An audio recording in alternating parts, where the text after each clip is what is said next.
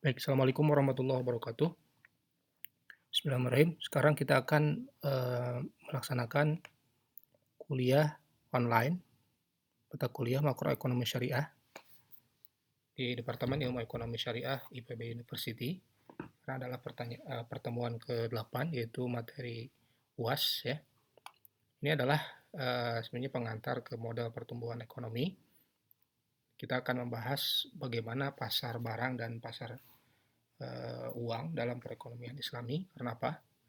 Pasar barang dan pasar uang ini adalah eh, sumber daripada pertumbuhan ya ekonomi dalam Islam. Seperti apa nanti akan kita bahas. Oke, perkuliahannya kontraknya kira-kira seperti ini. Di UAS ini kita akan full online ya. Full online ini dalam artian bisa tidak mesti live ya, tetapi bisa saya nanti upload video tutorial baik di YouTube atau di modus yang lain, dan nanti akan ada konsultasi online ya dengan berbagai macam metodologi. Kehadirannya nanti akan kita diskusikan bisa dalam LMS atau model-model yang lain di mana kita bisa trace kehadiran dari mahasiswa. Ini kira-kira outline pertemuan ke-8 ya. Kita akan bahas pasar barang dan pasar uang ya. Secara konvensional dan secara islami ya. Pasar barang kita tahu adalah IS, pasar uang adalah LM. Hanya konsep di sini adalah bagaimana penurunan dan pergeseran dari kedua macam kurva ini, baik kurva IS maupun kurva LM. Kita harus bedakan mana ini penurunan kurva dengan pergeseran kurva. Ingat ya, penurunan kurva dengan pergeseran kurva. Oke, dan nanti setelah kita bahas baik di sisi konvensional maupun syariah, nanti kan kita akan analisa seperti apa kebijakan-kebijakan yang terjadi di pasar barang dan pasar uang ini. Oke, next, ini sebenarnya recall dari kuliah ekonomi umum atau makroekonomi sebelumnya. Kita men-trace model ISLM. Kita tahu model ISLM adalah interpretasi dari teori Keynes. Dalam bukunya itu buku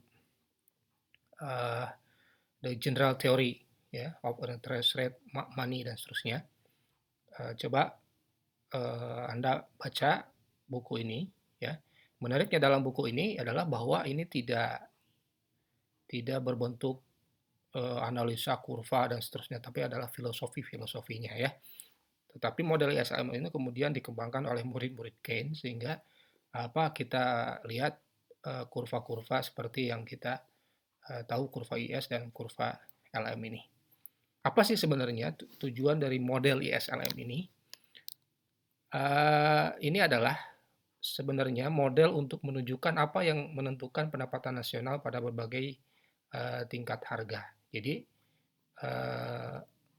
tujuannya adalah seperti apa hubungan antara dan apa determine daripada pendapatan nasional atau output ya dengan tingkat harga atau biasa inflasi. Karena ini adalah dua tujuan daripada pembangunan ya, atau dalam hal itu pertumbuhan ekonomi ya, dari sisi output dan juga dari sisi harga ya. Dua cara pandang terhadap teori Keynes. Satu, ISLM merupakan model yang menunjukkan apa yang menyebabkan Y berubah dalam jangka pendek ketika P tetap. Nah, berarti kan ini adalah analisa jangka pendek ya. Analisa jangka pendek berarti ini hanya terjadi dalam jangka waktu yang tidak lama ya. Ini berarti kalau terjadi satu disequilibrium dalam ekonomi, misalnya sekarang misalnya terjadi resesi atau apa, maka push dari resesi ini bisa melalui kebijakan yang kebijakan menggeser kurva IS dan kurva LM ini ya. Sebagaimana kita tahu, Keynes itu adalah ekonom Amerika tahun 1900 Ya, teori ini berkembang tahun 1928, eee, ketika terjadi global recession. Nah, ini mungkin sangat relevan sekali ketika terjadi resesi, karena ini akan terjadi resesi ya karena coronavirus ini atau COVID-19 ini. Dan, model ISLM ini bisa menjelaskan hal tersebut. Kita tahu misalnya, pemerintah Indonesia dan pemerintah semua negara mengucurkan, stimulasi-stimulasi ekonomi. Amerika US ya, mengeluarkan stimulasi ekonomi, Jerman juga kemarin baru mengeluarkan, stimulasi ekonomi, 400 sekian, euro. Indonesia juga sama, baik pemerintah maupun bank sentralnya. Pemerintah mengeluarkan, stimulasi bagaimana melindungi perekonomian supaya dalam jangka pendek ini bisa tidak terlalu, merusak, eee, tatanan ekonomi ini, ya. Pengangguran bisa tercover, at least bisa menyelamatkan daripada hal-hal yang, sangat merusak baik sisi ekonomi maupun sosial ya. Jadi itu ide dari, teori Keynes. Jadi Keynes ini berpandangan, eee, it's not a it's not a long run, analysis ya, tetapi ini short run analysis. Jadi ekonomi itu bisa di-shock untuk bisa memanas dalam tanda petik kalau terjadi resesi ya, atau terjadi disequilibrium dengan short term shock ya, baik dari sisi IS maupun dari sisi LM. Asumsi P tetap ya, berarti kan ini jangka pendek, oke ya. Eee, Muaranya adalah dari ISLM ini kemudian, apakah yang menyebabkan, permintaan agregat atau AD bergeser. Jadi muara dari ISLM ini adalah, kurva AD ya. Jadi yang digoncang atau yang di-shock itu adalah, sisi demand-nya, bukan dari sisi supply-nya atau dari sisi AS-nya, ya. Nah, secara konvensional, ya ini berarti, model ISLM yang ya versi Keynes ya atau Keynesian, IS itu adalah sebenarnya I itu investment dan S itu savings ya. Jadi IS itu adalah kurva-kurva yang menghubungkan ya, kita tahu kurva itu kan gabungan titik-titik ya. Jadi IS itu adalah titik-titik keseimbangan. Jadi setiap di kurva IS itu ya, ini adalah titik-titik keseimbangan pasar barang ya dan jasa ya. Jadi itu IS. LM ini L-nya itu adalah liquidity, M-nya itu adalah money ya. Liquidity and money. Jadi kalau kurva LM ya, ini berarti titik-titik yang menunjukkan keseimbangan ya, di pasar uang, gitu ya. Intinya seperti itu. Nah, karena mempengaruhi investasi dan permintaan uang, maka tingkat bunga merupakan variabel yang menghubungkan kedua bagian model ISLM. Anda harus bisa membedakan kalau kurva IS ini sumbu Y-nya adalah R dan sumbu X-nya adalah Y. Ya. Kalau AD sumbu Y-nya adalah P. Ya. Dan sumbu X-nya adalah Y atau tingkat output. Ya.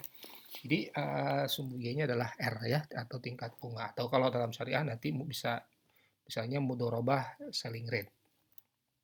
Oke.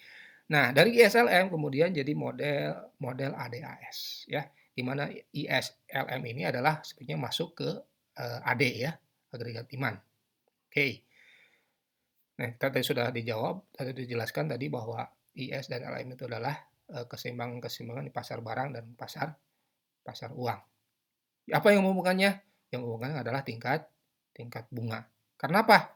Tingkat bunga adalah kalau di IS ya ini kan biaya modal ya. Demikian juga di LM ya. Itu adalah biaya opportunity cost untuk investment, juga opportunity cost untuk memegang uang. Jadi R-nya ini kalau ke IS ini masuknya ke investment ya, dan saving ya. Sedangkan ke LM-nya adalah motif memegang uang. Ya, ini sekilas sudah Anda baca nanti atau Anda lihat nanti dulu di kuliah makro ya, dan kuliah Ekum ya, bahwa kurva IS itu adalah menghubungkan R dengan Y ya.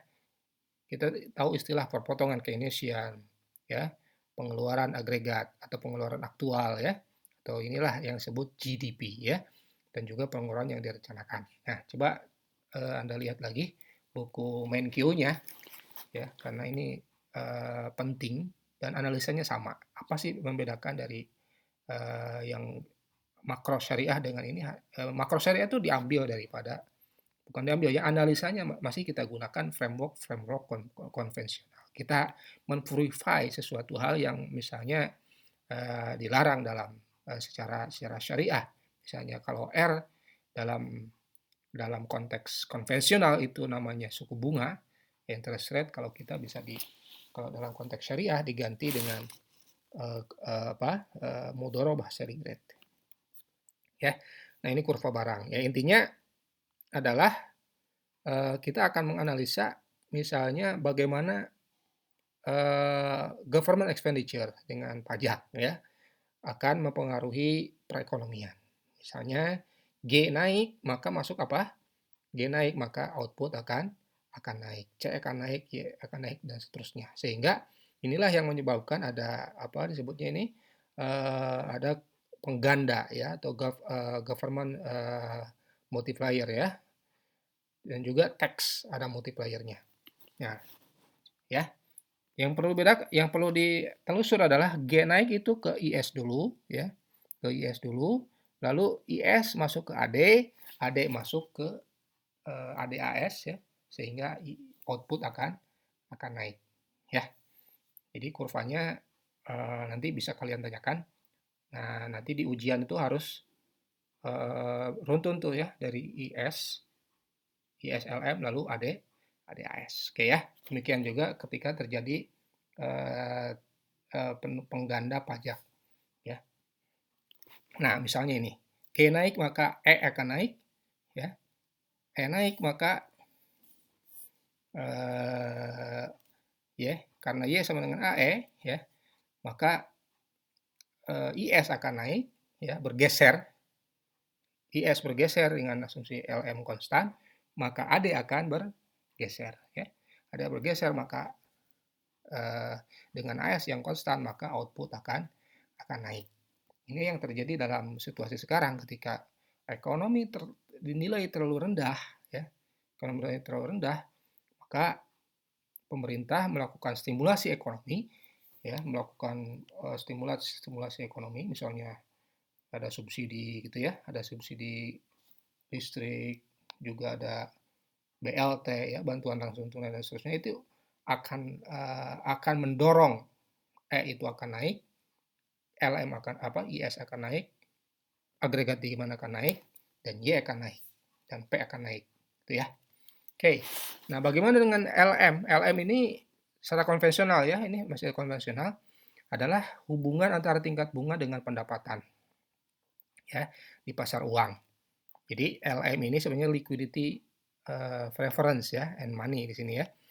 Jadi menurut teori preferensi likuiditas, coba Anda lihat lagi buku makronya, tingkat bunga menyesuaikan untuk menyeimbangkan permintaan dan penawaran untuk aset perekonomian yang paling liquid. Apa itu? Uang ya. Jadi ini asumsinya ya, asumsinya bahwa penawaran uang real konstan. Jadi M per P ya, ini supply-nya adalah sama dengan M per P, ini money demand ya. Oke. Nah, tingkat bunga adalah faktor penentu ya, determinan berapa uang yang ingin dipegang oleh masyarakat ya. Kalau tingkat bunga tinggi, maka opportunity cost memegang uang juga akan tinggi. Enggak? Karena masyarakat cenderung ingin menyimpan uangnya. Sehingga money demand akan turun ya. Jadi hubungan tingkat bunga dengan money demand adalah negatif ya. Jadi di sini adalah ini money demand ya. Ini R-nya ini adalah negatif. Gitu ya.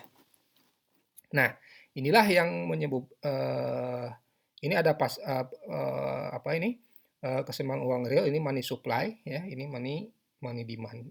Sehingga hubungan antara money demand ini permintaan uang ya dengan R ini adalah negatif. Maka kurva dari M per P ya, di mana fungsi dari likuiditas adalah fungsi dari R, ini adalah berslope negatif. Ya. Nah, bagaimana kalau terjadi kenaikan, misalnya uang beredar, ya, uang beredar, maka M per P akan naik, ya, maka ya, kemudian misalnya M per P M-nya naik, P-nya maka akan menggeser kurva LM kemudian ya, setelah setelah M-nya naik maka LM akan bergeser ya, dari keseimbangan money real ini akan menyebabkan kurva LM bergeser ya. Nanti mungkin saya gambarkan nanti di entah di Zoom atau di kurvanya ya. Di sini saya belum bisa menggambarkan. Oke, next. Coba Anda baca lagi ya. Nah, bagaimana kalau hubungan dari Y dengan M? Nah, tadi kita asumsikan hanya R ya. Nah, sekarang tambah Y. Berarti kalau Y naik, kira-kira apa? Kalau pendapatan naik, kira-kira motif memegang uang seperti apa? Ya, pasti akan meningkat. Sehingga Y ini akan menyebabkan M per P naik ya. Nah, makanya kurva LM ini akan positif gitu ya. Karena apa? Hubungan LM dengan Y adalah positif dan hubungan LM dengan R adalah negatif ya. Sehingga LM ini adalah berhubungan positif. Next. Nah, ini pergeseran kurva LM. Tadi kita tahu ini adalah pergerakan sepanjang kurva ya. Nah, ini adalah pergeseran sepanjang kurva. Bukan pergeseran, menggeser kurva LM. Tahu ya? Kalau menggeser berarti kalau meja kita geser berarti itu kan ada external shock ya, ada shock dari luar. Nah, kalau secara matematis di sini yang sesuatu yang menggeser itu disebutnya autonomous ya. External shock ya. Ada external shock. Jadi yang menggeser itu adalah sesuatu hal yang dari luar ya, dari luar. Ya. Jadi LM ini bergeser karena hal yang sifatnya autonomous. Ya. Ya, ini dalam berarti yang autonomous di sini apa? Yang belum ada di sini apa? Yang belum ada adalah di sini money supply ya. Jadi M-nya, kalau M-nya dikurangi maka LM akan bergeser ke kanan ke atas ya. Dan kalau M-nya dinaikkan maka LM akan bergeser ke kanan bawah ya. Kalau M-nya, makanya kalau kebijakan bank sentral misalnya menaikkan M, maka LM akan bergeser ke kanan bawah. Kalau mengurangi M, maka LM akan bergeser ke kiri atas. Itu ya. Oke, nah keseimbangan jangka pendek tentu saja adalah kurva IS dan LM ini kita gabungkan. Ya, kita gabungkan sehingga inilah kurva IS dan kurva LM.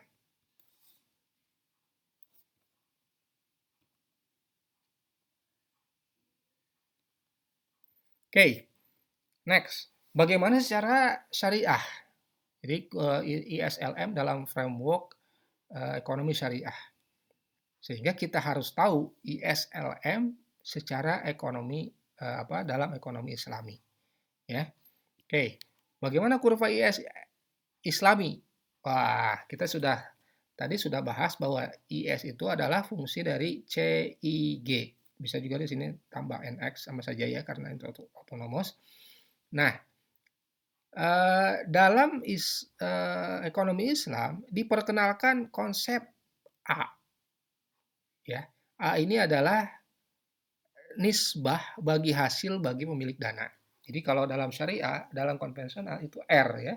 Sama R juga sebenarnya tapi bukan nisbah. Kalau R itu adalah apa? Interest rate.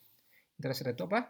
Kalau R-nya naik, maka tentu saja permintaan investasi akan turun. Nah, ini juga sama sebenarnya ya, hanya ya arahnya sama. Kalau mudorobah selling rate-nya naik, ya buat misalnya kalau Anda pemilik modal, ya, terus bisnis operator meminta mudorobah selling rate buat mereka itu naik, maka permintaan investasi akan turun. Nah, jadi mirip-mirip lah ya dengan R, hanya ini adalah sifatnya nisbah bagi hasil.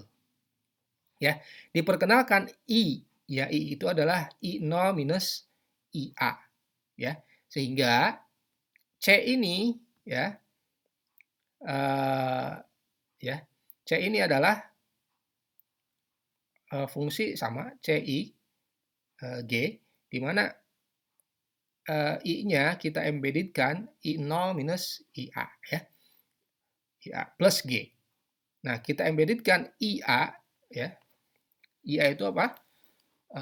Investasi yang dipengaruhi oleh mudorobah selling rate ini ya. Sehingga kita akan menemukan A0 itu sama dengan C0 plus I kecil plus G ya per 1 minus MPC 1 minus T ya. Dan kita tahu A1A ya, ini berarti kan sisanya ya IA per 1 minus B 1 minus MPC ya. Sehingga Y itu adalah A0 minus A1A. Nah, apa yang kita tangkap di sini? Ini hanya untuk menunjukkan bahwa terdapat hubungan negatif antara A ya atau mudorobah selling rate dengan Y. Jadi intinya sama saja ya. Intinya sama saja antara R dengan A ya. Hanya ini diperkenalkan konsep mudorobah selling rate ya. Ya. Ini kalau ada pertanyaan, apa sih kurva IS Islami? Apa bedanya dengan kurva IS konvensional? Sama saja, hanya dalam konsep Islami ya, apa A itu atau mudorobah selling rate itu menggantikan R ya. Coba misalnya kalau A-nya meningkat, nisbah bagi hasil bagi pemilik dana meningkat. Kira-kira keinginan orang untuk berinvestasi bagaimana? Misalnya investasi sektor real ya. Ya berarti tentu saja akan berkurang karena nisbah bagi hasil bagi kapitalis akan semakin tinggi. Nah, makanya hubungan antara A dengan output ya, kalau investasi kurang berarti output akan berkurang ya, sebagaimana Y sama dengan C plus I plus G. Paham ya? Jadi kalau A-nya nisbah bagi hasil bagi pemilik dana naik, maka apa? Investasi akan berkurang karena sektor real ya atau bisnis operator akan semakin enggan untuk melakukan investasi ya di sektor real. Oke. Ya. Menurunkan motivasi investasi ya. Sehingga ia akan menurun. Jadi kurva IS dalam perekonomian Islami juga adalah berslope negatif ya. Ya, berslope negatif. Berarti hubungan antara A dengan output ini adalah negatif ya.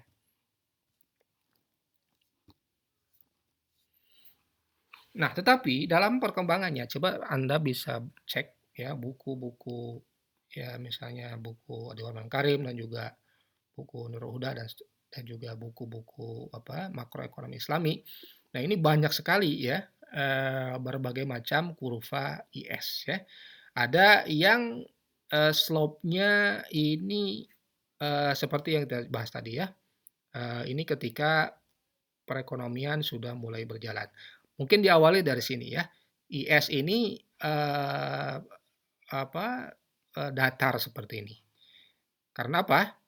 Dalam perekonomian di, awal-awal perekonomian, berlangsung, ketersediaan dana dan juga SDM ini tidak terbatas, sehingga A ini cenderung tidak mempengaruhi Y. Jadi berapapun A-nya ya, maka Y-nya akan, tidak berpengaruh ya. Karena, dana dan SDM tidak terbatas. Jadi tidak oke ya. Eee, maka ketika, eee, perekonomian sudah mulai berjalan, dana sudah mulai terbatas gitu ya, SDM juga mulai terbatas, maka mulai kurva ini analisa yang, apa, yang normal ya. Maka ketika A-nya naik ya, maka, Y akan turun seperti dibahas di slide sebelumnya. Nah, tetapi pada, satu saat atau satu titik tertentu ada dana itu tidak sensitif terhadap Y ya, tidak sensitif terhadap Y. Ya ini ketika terjadi, pada ekonomi yang full employment ya. Jadi ya ini hanya ragam daripada kurva kurva IS ya, ragam daripada kurva kurva IS. Tapi, yang menjadi standar adalah kurva IS sebagaimana IS konvensional. Nah ini pun sebenarnya sama di hal yang di perekonomian konvensional ya, di analisa konvensional juga sama seperti ini sebenarnya ya.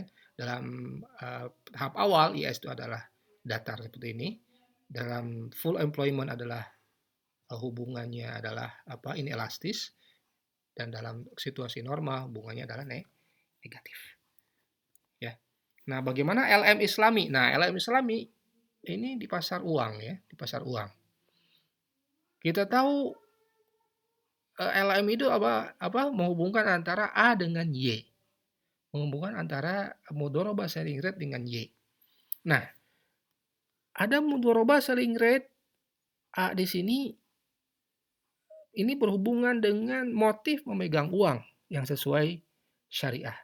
Yang sesuai syariah tidak ada motif spekulasi, yang ada adalah motif, transaksi dan motif berjaga-jaga, dan ini pun tidak berlebihan. Nah, sehingga secara syariah kurva L ini boleh kita anggap di sini misalnya kita, sebut B ya, BY ya, adalah fungsi dari, Y juga output ya. Nah, pendapatan ini berhubungan positif dengan permintaan uang, jelas ya. Tentu saja kalau pendapatan naik maka permintaan uang itu akan meningkat juga. Maka Y dengan L adalah positif. Nah, tetapi dalam ekonomi syariah ada motif altruistik ya, motif berbagi ya. Sehingga money demand atau permintaan uang karena tujuan altruistik ini bisa kita modelkan A ya. Ini money demand karena tujuan altruistik ini berhubungan positif dengan Y. Jelas ya? Ini seperti ini. Tetapi ini berhubungan negatif dengan HQ. HQ ini apa? Q ini adalah expected profit terhadap financial asset bagi pemilik dana. Ya. Jadi H ini adalah koefisiennya. Sehingga dalam ekonomi Islami ya, motif memegang uang atau permintaan uang ini dengan mempertimbangkan sikap altruistik ini maka akan menjadi ya KY minus HQ, di mana K itu adalah satu koefisien yang menghubungkan antara Y dengan L, ini nilainya positif ya. Dengan HQ juga, H ini adalah hubungannya positif juga ya. Ya. Nah, kita turunkan seperti apa sih hubungan antara A di sini ya. A ini kan expected profit ya.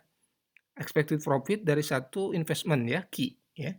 Ya, dari investment Q bagi pemilik dana. Ya, bagi pemilik dana. Maka seperti apa hubungan antara A dengan L dengan motif memegang uang? Nah, kita turunkan ya.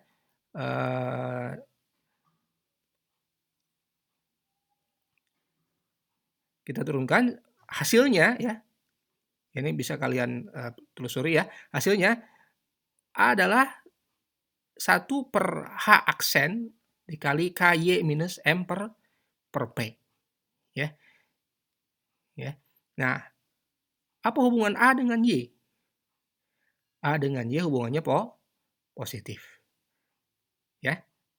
A dengan Y hubungannya positif. Sehingga kurva LM ini berslope positif ya.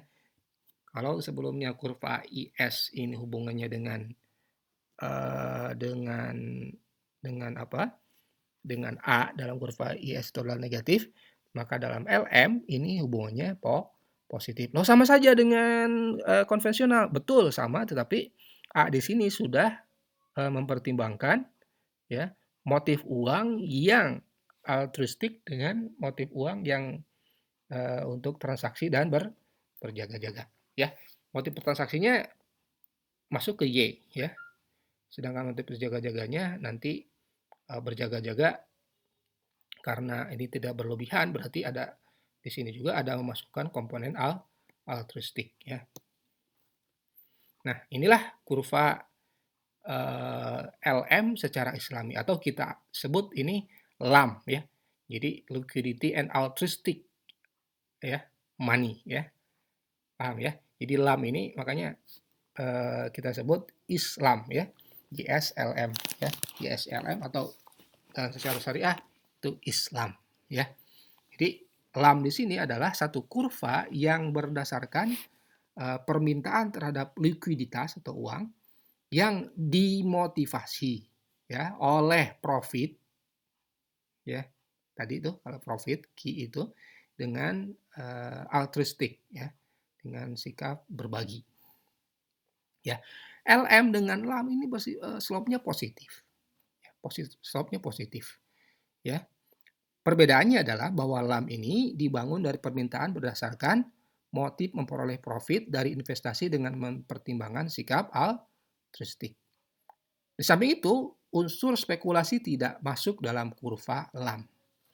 Ya, Anda bisa berdiskusi nanti penurunan kurva LM ini ya. Oke. Nah, ini ada variasinya LAM juga ya.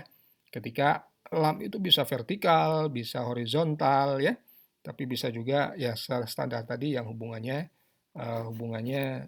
positif ini. Ya, ini kalau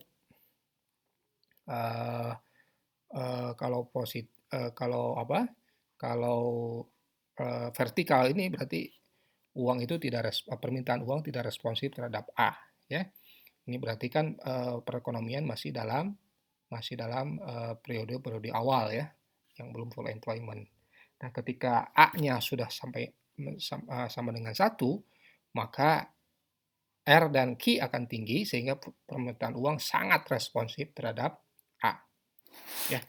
Nah, ini kira-kira resume dari kebijakan fiskal dan moneter sebagai driver dari pertumbuhan ekonomi ya. Kita tahu dari IS ini berasal dari perpotongan Keynesian ya. LM berasal dari teori preferensi likuiditas. Nah, masuk model ISLM, lalu model ISLM ini kita masukkan menjadi model ADAS ya. Sini model ADAS, ini AD, ini AS. Ini model ADAS sehingga inilah sebagai bagaimana fluktuasi jangka pendek atau pertumbuhan jangka pendek bisa didrive oleh kurva IS atau kurva LM. Ya, kita tahu sekarang pemerintah misalnya mendrive kurva IS, BI juga sama mendrive kurva LM ya. Ini untuk bisa pertumbuhan jangka pendek ini bisa menjaga perekonomian sehingga tidak hurting ya, tidak mengganggu ya aspek-aspek misalnya karena orang itu tidak bisa bekerja secara full atau tidak bisa lagi bekerja sehingga government expenditure itu harus ditingkatkan. BI juga sama melakukan hal yang sama. Ya. Nah, tambahan dari kebijakan fiskal Islami ini memasukkan komponen-komponen zakat ya. Ada juga pajak atas individu, ada jizyah dan pajak khusus muslim, ada ya, kharaj juga ada, cukai juga ada ya, kebijakan redistribusi juga ada. Ini nanti di kebijakan fiskal ya, nanti akan kita bahas. Juga ada ghanimah, pendapatan tebusan perang, fai, tebusan perang dan seterusnya.